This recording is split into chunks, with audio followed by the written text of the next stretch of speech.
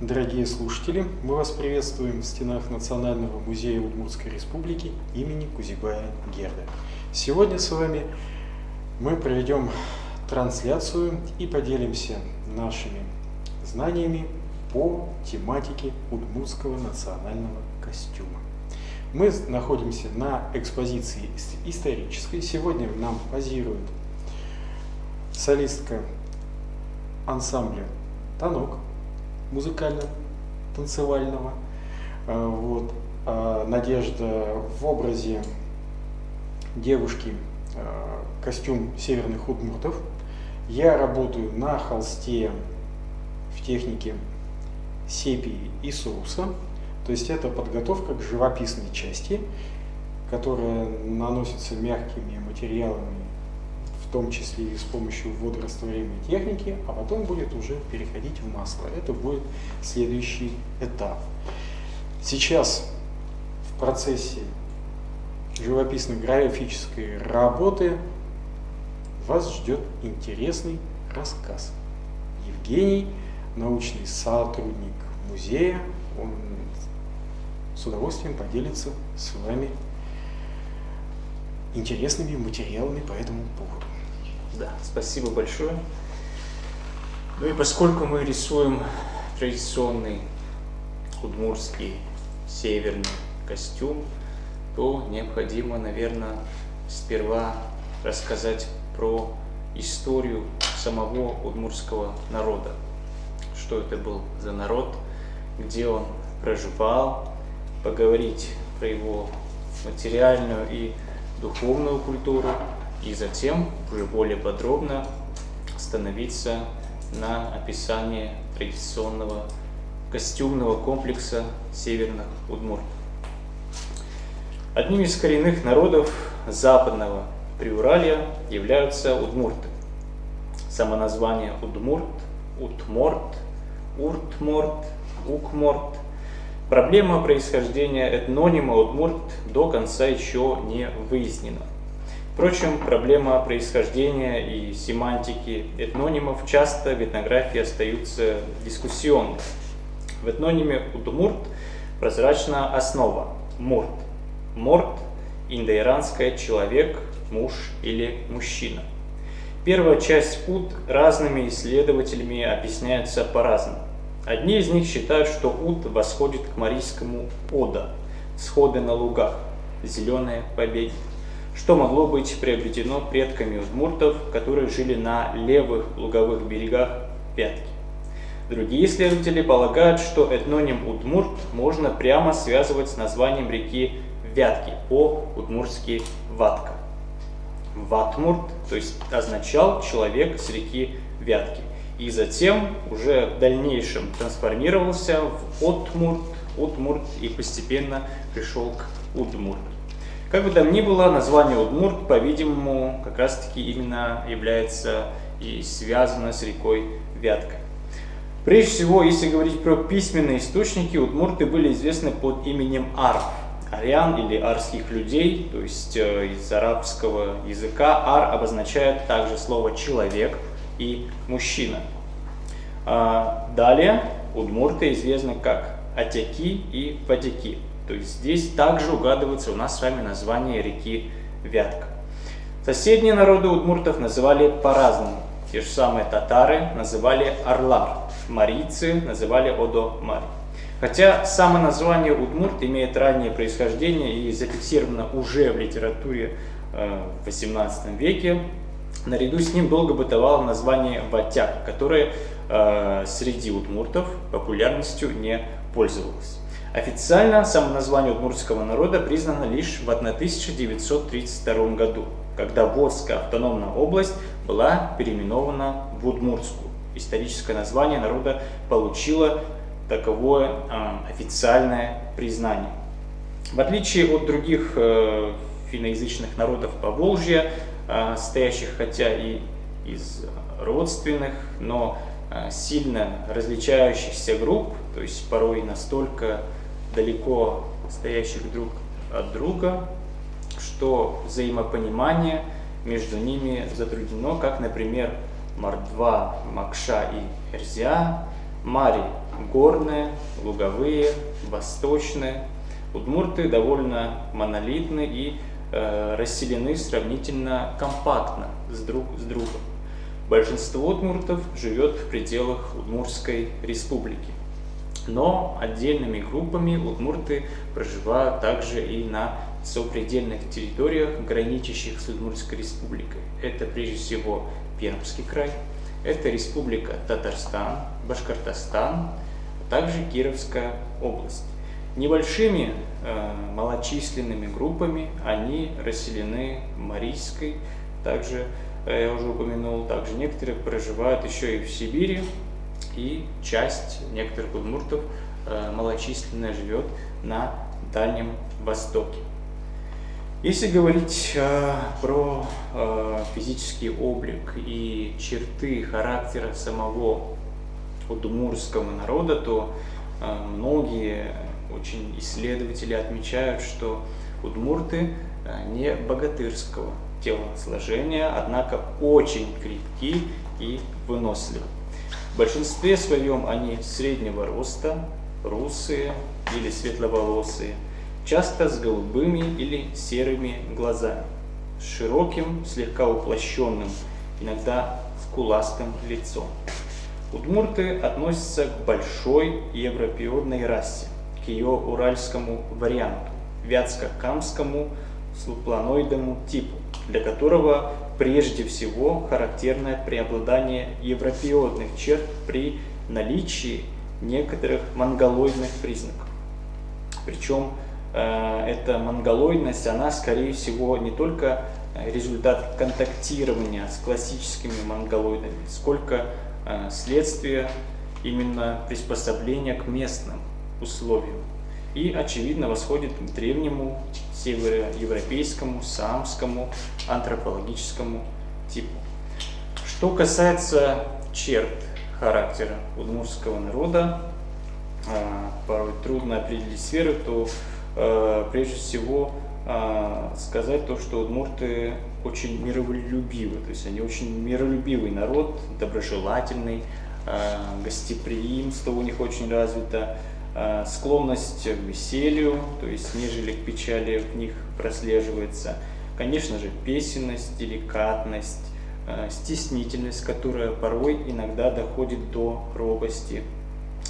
Можно отметить в черте характера удмуртов некую сдержанность в проявлении чувств, доходящую порой до скрытости и замкнутости. Если говорить про групп удмуртов, на какие группы они делятся, то традиционно удмуртов принято делить на две группы. Это северные удмурты и южные удмурты. Северные удмурты издавна тяготели к русскому северу и довольно рано вошли в состав то есть политического и экономического образования так называемой Вятской земли, которая постепенно складывалась в результате освоения края русскими крестьянами, то есть переселенцами. Особенно быстро русское население в крае стало расти в начале XIII века, когда многие жители Владимира Суздальской, Нижегородской земель, спасаясь от монголо-татарского ига, бежали в глухие вятские леса. Интересно здесь так называемые географические фамилии, которые указывали и указывают на места прежнего обитания их носителей, то есть это фамилии как Владимировы, Костромины, Перминовы, Устюжанины, Вычужанины, Лузянины и так далее. На Вятке земли было очень много, а плотность населения невелика. То есть поэтому особых столкновений между новопоселенцами и местными жителями, видимо, первоначально не было. Хотя усложнившаяся эта этническая структура края привела и к изменению этнических границ и территории расселения народа. И по мере увеличения русского населения на Вятке удмурты постепенно отходили к востоку по ее притокам к реке Чепце и к реке Кельмези. Если говорить о вхождении северных удмуртов в состав российского государства, то это произошло при Иване III. Помимо северных удмуртов была также и другая группа удмуртов, их называли южные удмурты. Южные удмурты попали под влияние тюркского степного мира, то есть на их культуру, на их язык, на их быт большое влияние оказали тюрки-соседи. Это прежде всего такие народы, как татары и башкиры. И, соответственно, они намного позже входят в состав российского государства, уже после падения Казанского ханства при Иване Грозном. И если будем сравнивать эти две группы, прежде всего северных удмуртов с южными, то можно посмотреть их различия в языке, в культуре, в традициях и прежде всего обрядах. Если говорить, продолжать разговор о вхождении удмуртского народа в состав русского государства, и в исторической перспективе это имело огромное прогрессивное значение прежде всего для самих удмуртов. То есть ускорился процесс социально-экономического развития.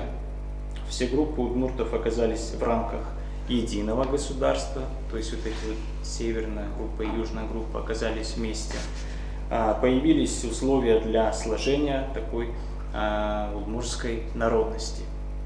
Благотворное воздействие оказала культура и русского народа, то есть стали распространяться более прогрессивные формы и методы хозяйствования. Это прежде всего новые полевые и огородные культуры, то есть сельскохозяйственный инструментарий, появились зачатки грамотности. Прежде всего, говоря об удмуртах, наверное, как я уже упоминал, стоит отметить их такую черту характера, как трудолюбие. Еще в XVIII веке известный путешественник Петр Иванович Рычков говорил то, что нету в российском государстве такого народа, который мог бы сравниться с удмуртами в трудолюбии. И как раз таки все свое трудолюбие они выражали в сельскохозяйственных работах. То есть, поэтому сейчас мы немножко поговорим о тех занятиях, которыми удмурты занимались в XVIII, XIX и XX веках. Прежде всего, разговор стоит начать с земледелия. Оно характеризовалось до XX века как смешанное, то есть преобладающую роль играло именно земледелие. Для междуречья Камы и Вятки, то есть территории земледелия удмуртов, как и для всего, собственно, русского севера, характерно лесополье. Это комбинация подсеки и перелога с трех полей. Из пахотных орудий вплоть до коллективизации использовалась косуля вятского типа, по-удмуртски пу-геры. Наряду с ней применялась саха, также пу-геры, с двумя сошниками, наиболее пригодная для неглубокой вспашки на лесных почвах. В южных же районах был распространен сабан, имеющий местное, то есть такое поволжское происхождение и широко бытовавший у соседних тюркских народов, прежде всего чувашей, татар и башкир. Железные плуги, корт-геры по-удмуртски, появились в конце XIX века. Главным образом они появлялись у кулаков. Для рыхления почвы и заделывания семян применялась рамная барана, усы, с деревянными, позднее железными зубьями. Долгое время сохранялась барана суковатка. Единственным видом удобрения был навоз, но, как всегда, его обычно не хватало. Сеяли удмурты вручную, урожай убирали серпами, иногда скашивали, использовали косу-литовку, по-удмуртски кусок, молотили цепями на грунтовых или ледяных площадках. Зерно мололи на ручных жерновах и водяных мельницах. Сеяли удмурты преимущественно морозоустойчивые зерновые культуры, такие как рожь, овес, ячмень.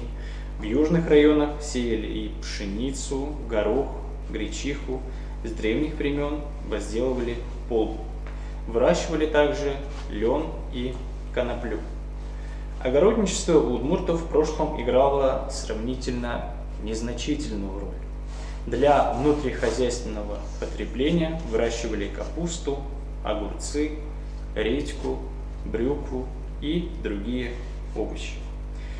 Неотъемлемой частью удмуртского хозяйства было животноводство, служившее существенным дополнением к земледелию.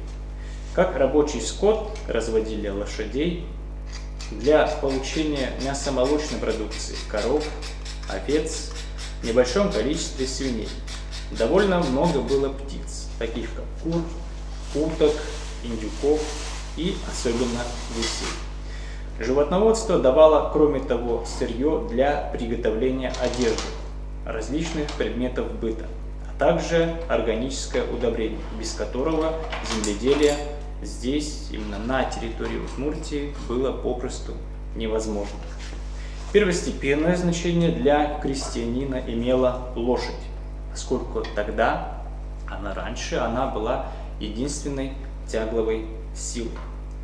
Скот, как отмечают видные исследователи удмуртского народа, был малопродуктивным. То есть, однако обеспеченность и таким скотом была у удмуртов недостаточной.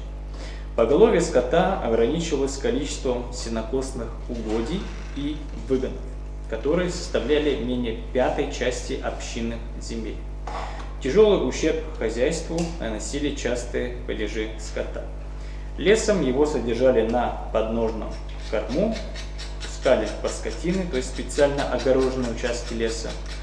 Важное место в хозяйстве удмуртского крестьянства занимали разнообразные неземледельческие занятия. То есть наиболее древними из них, то есть еще до развития производящего хозяйства, были прежде всего распространены охота, рыболовство и бортничество, которое затем постепенно с развитием общества переросло уже в уличное пчеловодство.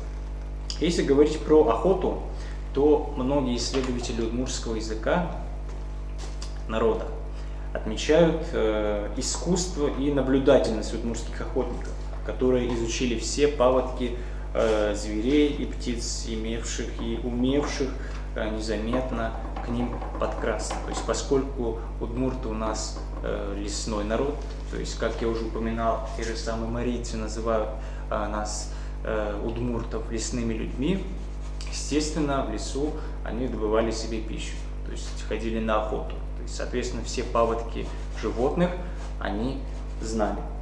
Промышляли удмурты белок, зайцев, куниц, лис, волков и медведей, рябчиков, тетеревов, куропаток. Охотились с собаками, то есть устраивали различные облавы.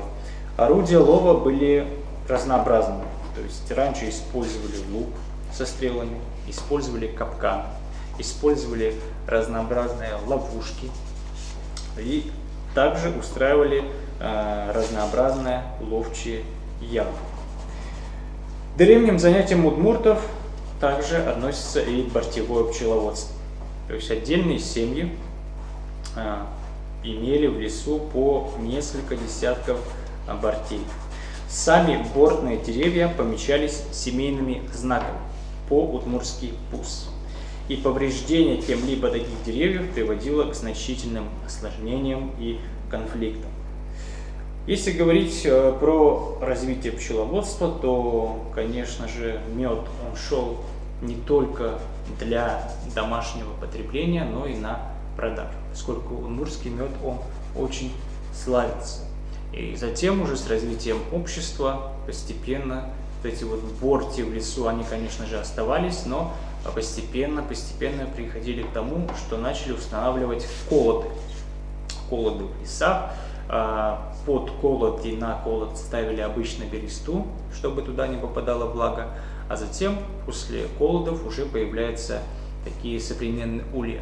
Их уже ставили у себя в приусадебных участках. Помимо охоты и бортничества, удмурты активно занимались еще и рыболовством. то есть обилие рыбы в реках стимулировало это вот занятие, направление занятия у удмуртов. Изготавливали разнообразные снасти, использовали лодку, долбленку, использовали сети, которые обычно делались из льна либо конопли. Сами изготавливали поплавки, то есть материалом служила прежде всего береста. Сами изготавливали грузила для сетей. Грузила обычно выжигались из глины и использовали другие приемы и методы ловли рыбы. Удмурты очень такой народ, который изготавливал все то, что дает ему природа.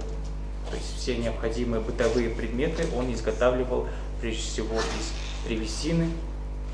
И прежде всего и вот это вот деревообрабатывающее ремесло, оно очень было распространено среди удмуртов.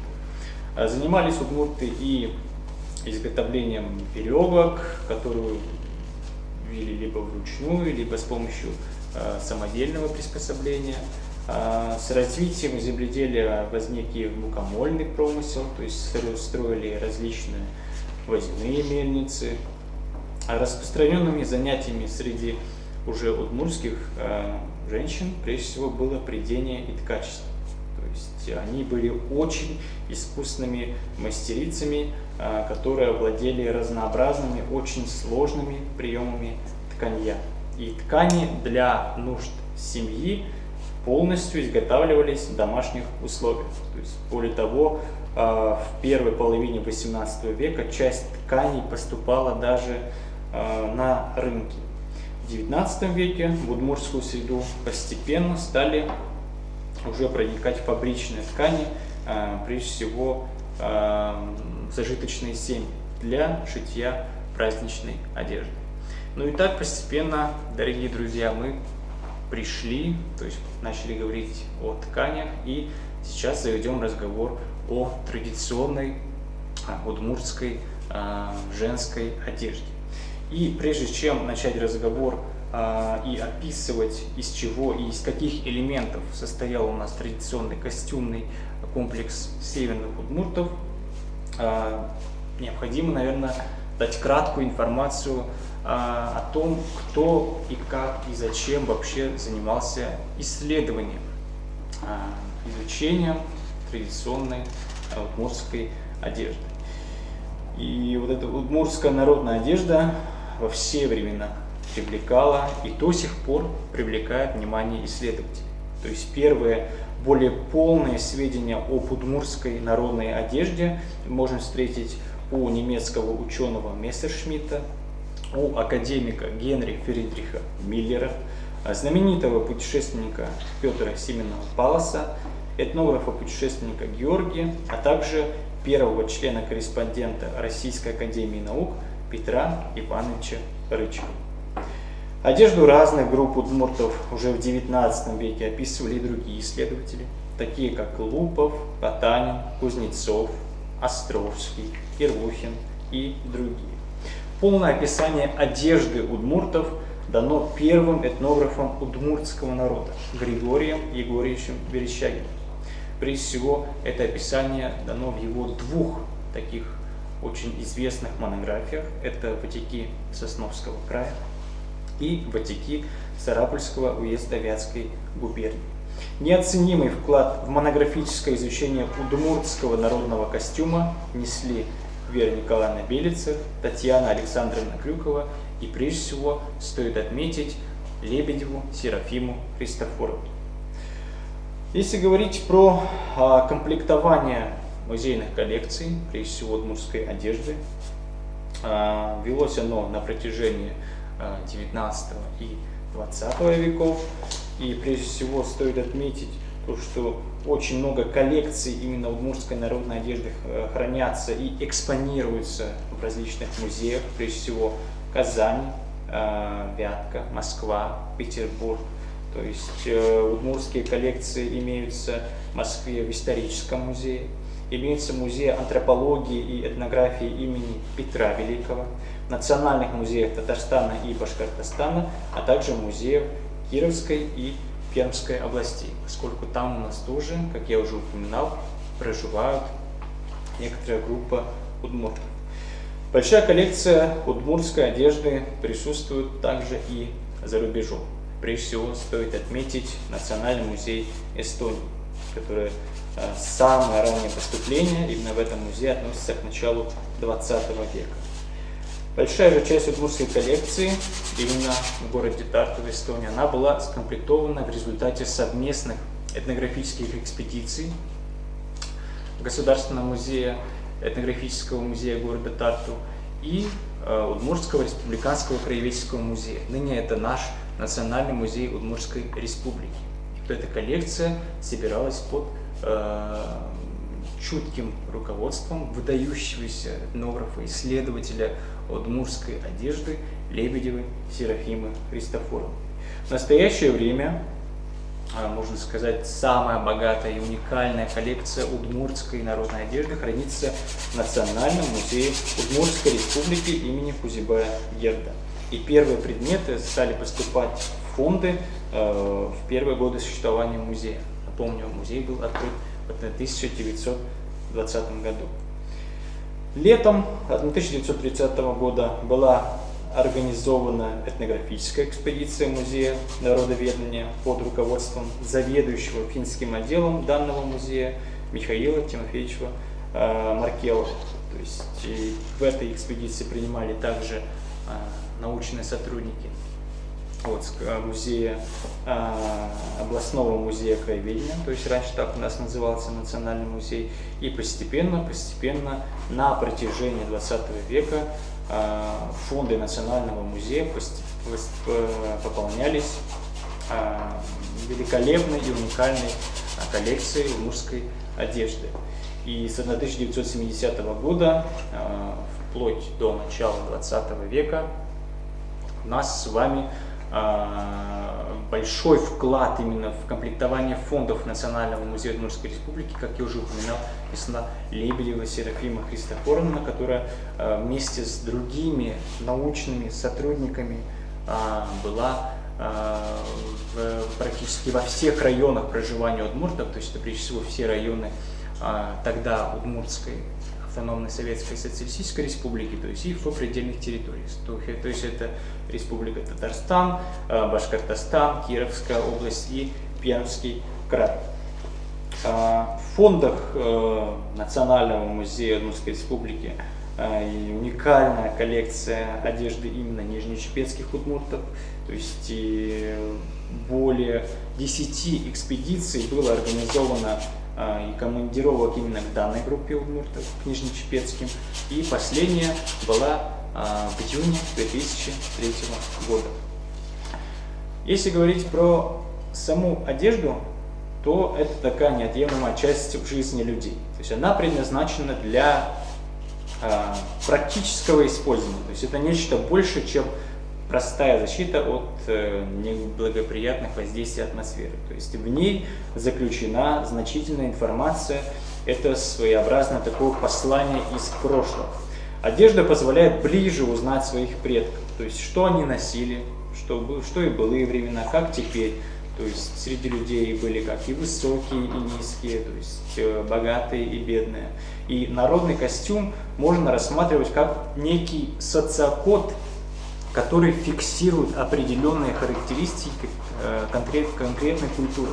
И вместе с тем является посредником между культурами различных хронологических периодов и разных этносов, виртуально осуществляя коммуникацию, а также трансляцию и усвоение значимой для данной культуры информации. Удмуртская народная одежда именно конца 19-го, начала 20 века чрезвычайно разнообразна по своей форме, используемому материалу, художественному оформлению. Она неповторимым языком выражает эстетический вкус народа. Традиционная одежда удмуртов состоит из нательной и верхней одежды, головных уборов, обуви, дополняют ее украшения. Все элементы народного костюма гармонично сочетаются друг с другом по форме и цвету.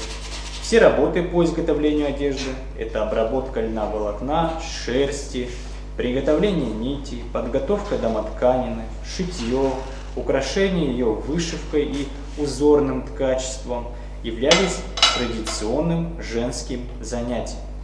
Весь набор нательной и верхней одежды девушка практически должна была приготовить еще до замужества. Девочек уже 6-7 лет учили прясть, в 12-13 лет они садились за ткацкий станок и к 16-17 годам становились искусными мастерицами. В этом возрасте девушка получает символические подарки от старшего брата или от мужа старшей сестры. Красивую резную прялку и плоки к ткацкому станку. Это знак. Она активно должна готовить себе приданое. То есть обязательной частью приданого была девичья и свадебная одежда и та, которую молодая женщина носила в первые годы замужества. Кроме этого, нужно было приготовить подарки для членов семьи будущего мужа и его родственников. Девушка из богатой семьи, к примеру, у косинских удмуртов, имела в приданом до 40 пар вышитой белой одежды, куда наравне с рубахой и распашным кафтаном входили съемный вышитый нагрудник, фартук, головное и поясное полотенце и различные пояса. У южных же удмуртов в приданое входили до 20 рубах, столько же головных полотенец, налобных повязок, уже сшитые, но с необработанной горловиной. То есть мужские рубахи, ковры, различные детские тканые зимние и летние одеяла, скатерти и отрезы домоткани. Обязательным элементом приданого у всех групп удмуртов был полог. Праздничная одежда южных удмуртов изготовлялась из домоткани, выполненной в технике узорного ткачества с использованием хлопчатобумажных и гарусных нитей. Северных удмуртов из тонкой отбеленной домотканины украшалась вышивкой шелковыми и гарусными нитями.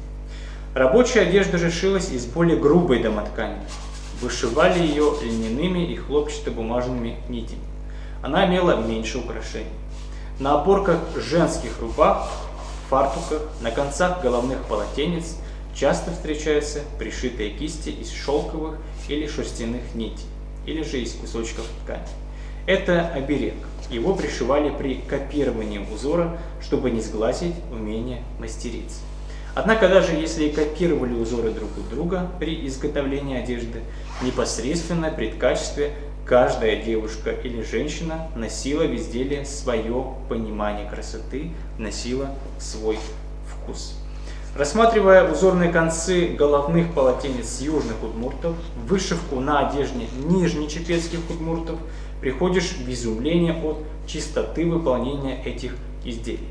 Практически на обороте этих тканых и вышитых изделий не найдешь ни одного узелка, настолько искусно и аккуратно они выполнены, поскольку удмурты были очень искусными и заядлыми мастерицами.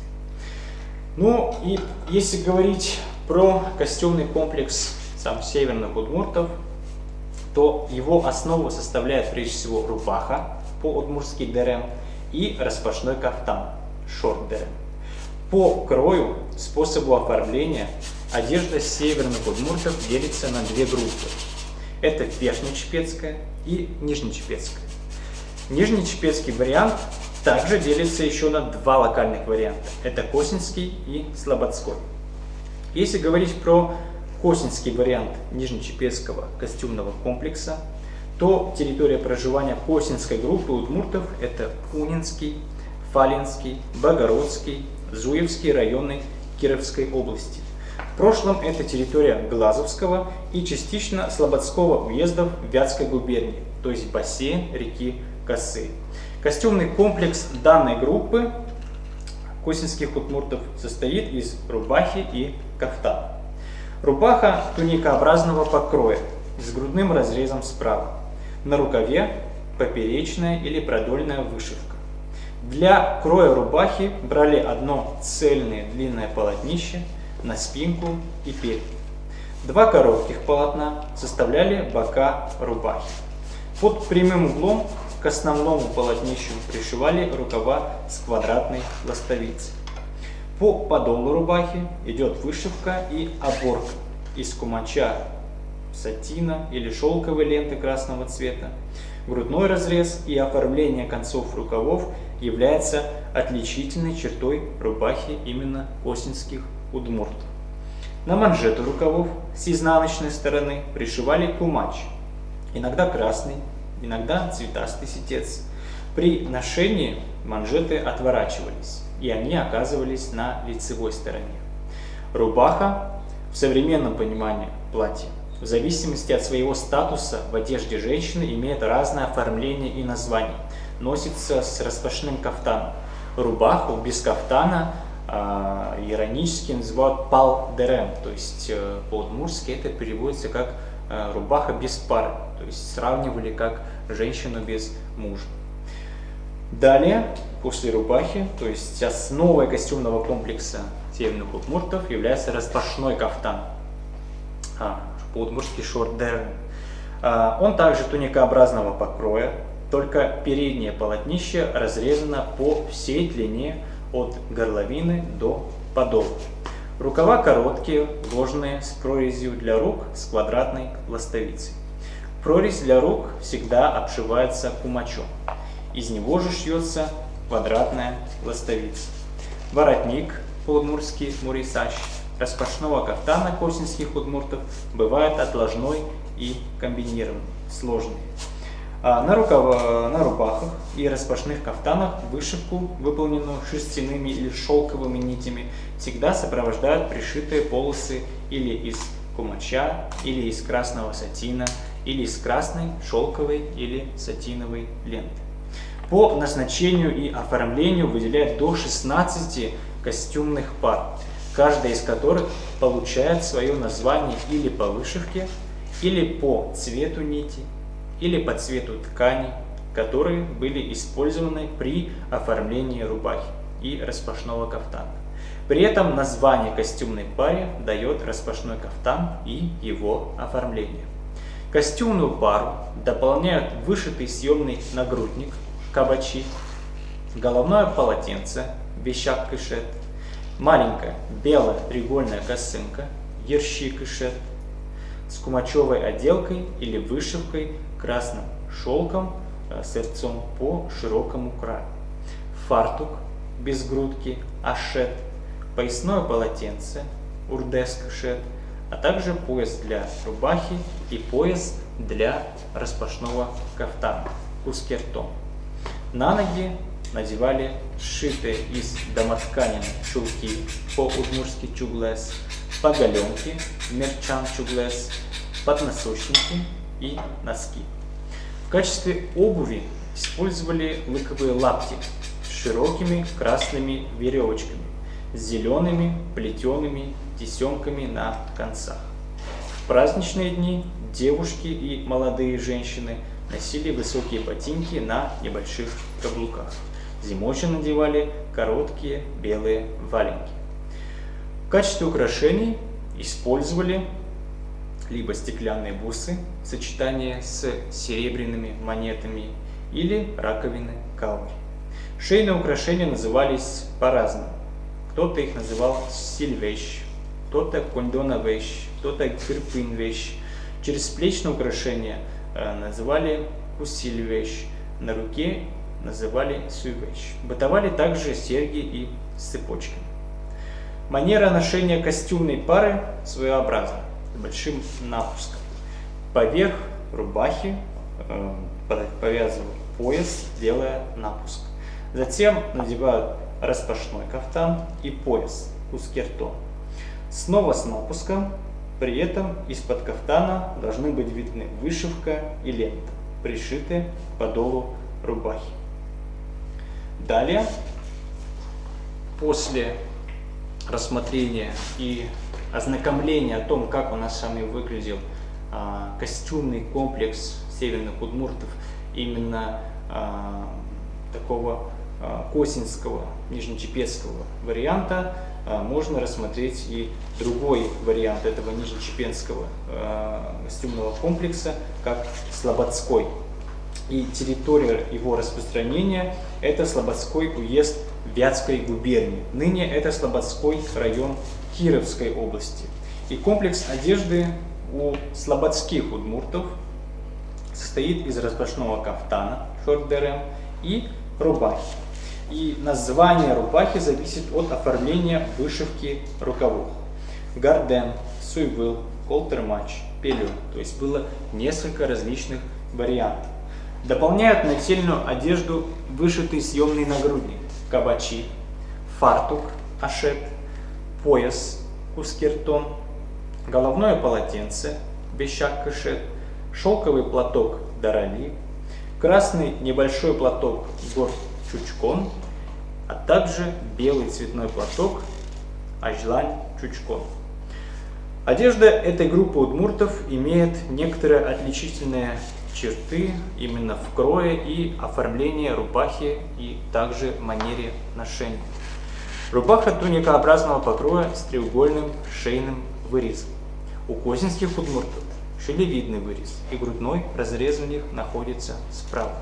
К концам рукавов с лицевой стороны пришивается кумач или красный цветастый ситец. У косинских же удмуртов он с изнаночной стороны. По подолу рубахи проходит полоса вышивки. К нему пришивается оборка из кумача или лента красного цвета. Рубаха название получает в зависимости от вышивки на рукаве. Рубаха горден – это рубаха с продольной вышивкой на рукаве. Свое название получает по цвету нитей, использованных при вышивке, либо красно-шерстяные или шелковые нити. Так же, как и у косинских удмуртов, вышивку сопровождают кумачевые полосы и полоса вышивки зелеными шерстяными нитями. Техника шов назад иголкой с переливом. Рубаха суйвыл – это рубаха с продольной полосой вышивки, красными шелковыми нитями на рукаве, выполненной в технике набор. Рубаха пелю – рубаха с поперечной вышивкой на рукаве. Выше ее на плече аппликативный треугольник. Две его внешние стороны и одна внутренняя очерчены узкой полосой вышивки. И рубаха колтермач – это рубаха с поперечной вышивкой на рукаве. Праздничные костюмные комплексы дополнялись шейными и чересплечными украшениями из бус в сочетании с серебряными монетами и раковинные каури. На руке обычно носили бусы как браслеты. Фартук ашет использовали с грудкой, с узким поясом, с плетеными тесемками, пришитыми к грудке. Подол фартука из мелкой клетчатой домоткани. Из нее же шили рубаху и для других. Если говорить про украшения, как таковые традиционные у слободского варианта удмуртов, то они практически ничем не отличаются от группы косинских удмуртов. Для мужской одежды и также головных полотенец ткалась специальная домоткань. Мужская одежда, о ней тоже, наверное, стоит немножко упомянуть, именно у нижнечепецких групп удмуртов, шилась из белой домоткани. Рукава, подол, плечи, ворот и грудная планка рубахи украшались вышивкой. Причем одежда молодого мужчины и подростка отличалась количеством вышивки. Рубаха пожилого человека украшалась красными тканными полосами на рукавах и по подолу. Рабочая одежда шилась из клетчатой домотканины, а штаны из продольно-полосатой домотканины синих цветов. Помимо нижнечепецких удмуртов, была еще и вторая группа северных удмуртов, их называли верхнечепецкие удмурты. И территория распространения именно костюмного комплекса верхнечепецких удмуртов – это Глазовский и частично Сарапульский уезды Вятской губернии. То есть ныне это Ярский, Глазовский, Болезинский, Игринский, Красногорский, Юкаменский и частично Дебёцкие районы Удмуртской республики. По коллекции, которая хранится в фондах нашего Национального музея Удмуртской республики имени Кузибая-Герда, можно выделить как летнюю, так и зимнюю одежду верхнечепецких удмуртов, которая бытовала в начале 20 века. Летняя одежда состоит из распашного кафтана, шорт-дере, рубахи, дере, фартука, ашкашет и аппликативного нагрудника, мурисаш. Шьется она из белой льняной домоткани. Рубаха туникообразного покроя. Рукава из красно-белой домотканины с узорами, выполненными в технике браного ткачества. Композиция узора на рукавах трехчастная. Между частями оставлены просветы белой домоткани. Рубаха получает свое название по оформлению рукава из трех соец. Шейный вырез рубахи овальный. По подолу прошита полоса красно-белой поперечно-полосатой домоткани, иногда с включением элементов браного ткачества. Распашной кафтан, шорт-дере, туникообразного покроя. Переднее полотнище разрезано вдоль пополам с боков к основному полотнищу, пришиты по 2 скошенных клина, то есть к подолу распашной кафтан расширен. Кафтан без рукавов, прорезь для рук обычно обшивается полосой красно-белой домоткани. К подолу пришивается оборка из фабричной ткани шириной до 15 см. Иногда присутствовало и 2 оборки.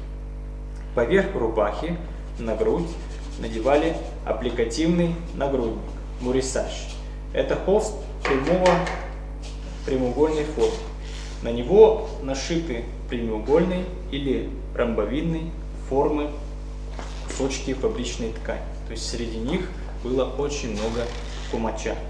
В центре, иногда из мелких черных квадратиков, составляется композиция, иногда включается небольшая вышивка разноцветными нитями. После нагрудника надевается распашной кафтан и фартук. Фартук без грудки. Обычно он сшит из 2 разных кусков холста, используя при этом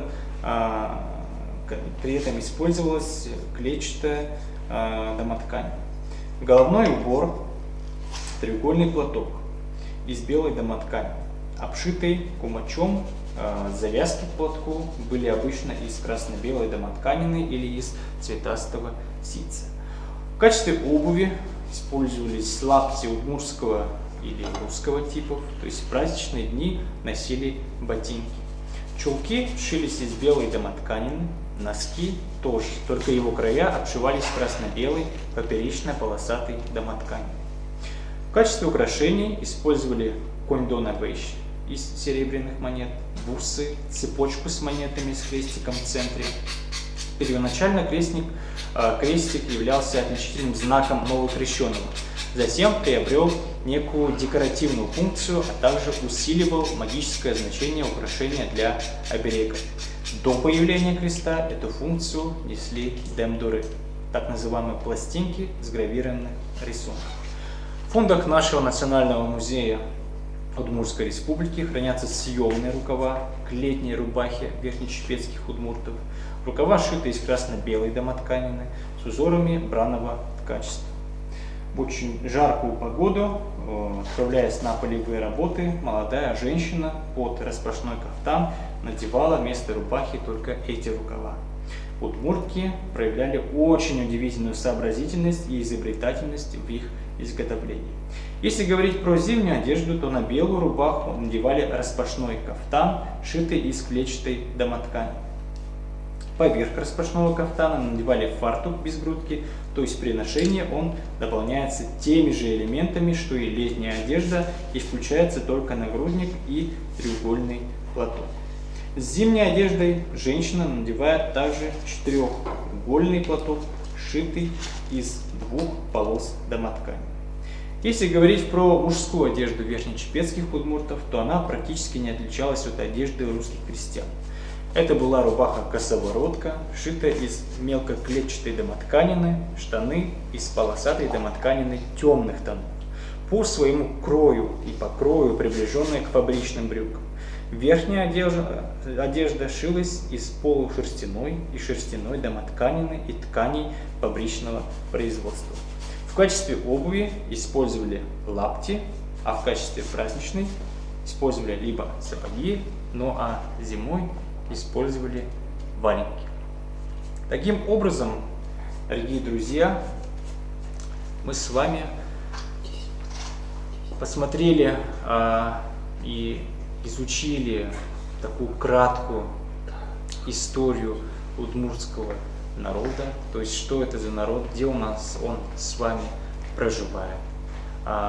Поговорили про этноним самих удмуртов, посмотрели, как и чем занимались наши предки, то есть начиная от присваивающего хозяйства, прежде всего это охота,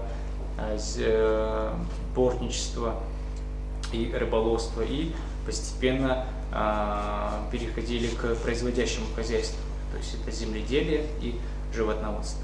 Поговорили об истории вхождения в состав российского государства различных групп удмуртов, то есть прежде всего северных удмуртов и южных удмуртов. И напомню то, что на северных удмуртов большое влияние оказал именно русский север, а на южных удмуртов большое влияние оказал тюркский степной мир.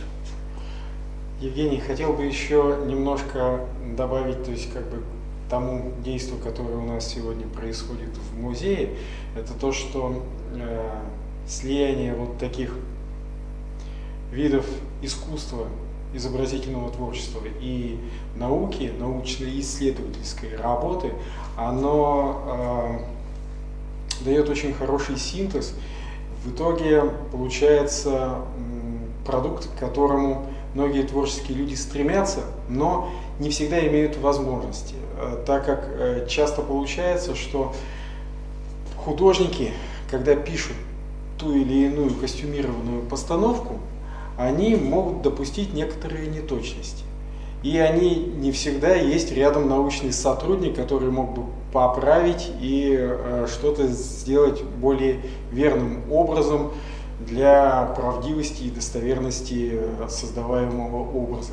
Здесь же, то есть вот здесь в центре города Ижевска, рядом центральная площадь, у нас здесь все, и президентский дворец, и госсовет, и вечный огонь, и богатейшая коллекция археологических находок, собрание коллекции монет, костюмов, то, что связано непосредственно с градообразующей частью.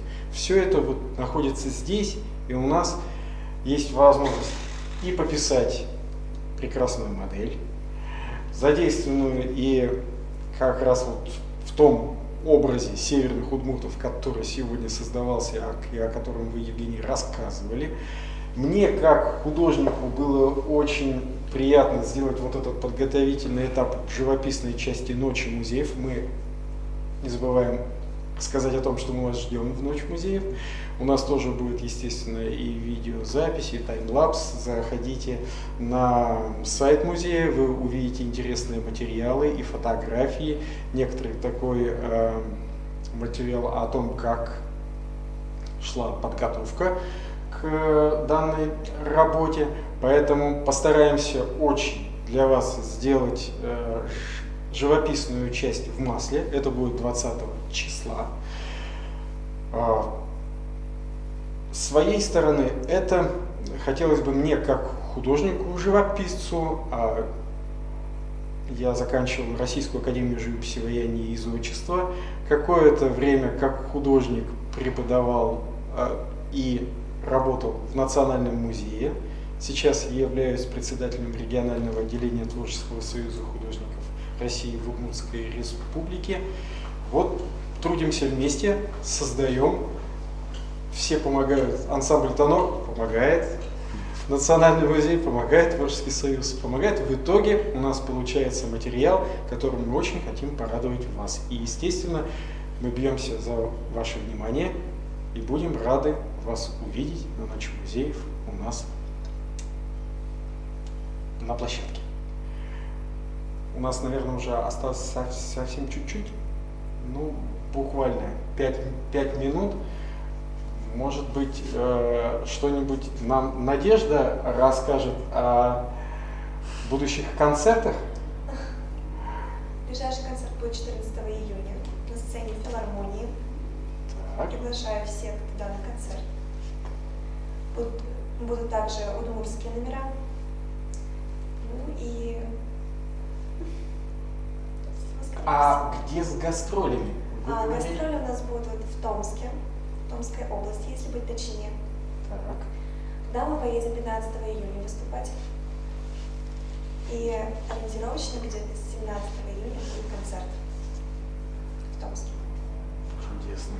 Были на ваших концертах, очень нравится, поэтому Стараемся для зрителя. да, всяческих творческих успехов.